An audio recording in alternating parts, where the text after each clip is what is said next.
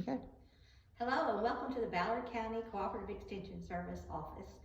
This is my coworker Sarah Drysdale. She is our Family and Consumer Science agent and a Carlisle County 4-H alum. Our videographer today is Dina Myatt, our staff assistant, and I'm Paula Gerald, your 4-H youth development agent. We are going to show you today how to go about measuring dry and liquid ingredients. We have several clover buds, and so we want to teach them the right way, and we thought this might be a fun way to do it. So I'm going to turn it, first of all, always wash your hands before you go in the kitchen. And always have your hair pulled back when you're working with food. I'm going to turn it over to Sarah now to demonstrate the measuring. Thank you, Ms. Paula. So just so everyone knows, I have washed my hands. They're nice and clean. And we're going to start with our dry ingredients. We're going to start first with our sugar. I do sugar and flour the same way. I always use a spoon when I measure. And so we're going to take a 1/4 cup measure for our recipe or whatever your recipe calls for. And we're going to spoon our sugar into our measuring cup.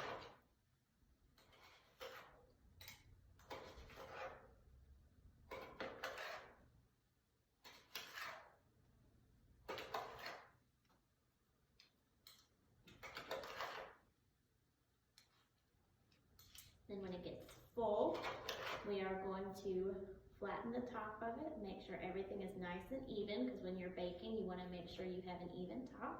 And we're going to place it in the bowl. Now we're going to go on to our baking powder. Baking powders normally require you to use a teaspoon. And so we have our measuring spoons. We have a tablespoon, a 1/2 teaspoon, and a 1/4 of a teaspoon. And we'll use a 1/2 teaspoon. So to do this, we will insert it into our baking powder, and we'll use the top to level it off so it's all level at the top, and we'll place it in with our sugar. Now we'll move to our liquid ingredients. We're going to use a measuring cup for liquid ingredients. There is a slight difference when using one of these for your dry ingredients and one of these for your wet ingredients. So always be sure you use a liquid measuring cup and then dry measuring cups when measuring. So we're going to use a little bit of oil now to go on our recipe, and we're going to do a 1/4 of a cup. And we have measurements on the side, and you want to make sure it's equal. So we just pour in, and we have a 1/4 of a cup right here. It goes right to the little red line, and so we're going to pour that in to our mixing bowl with our other ingredients. And then lastly, with any baking, there's always some vanilla involved at some point in time.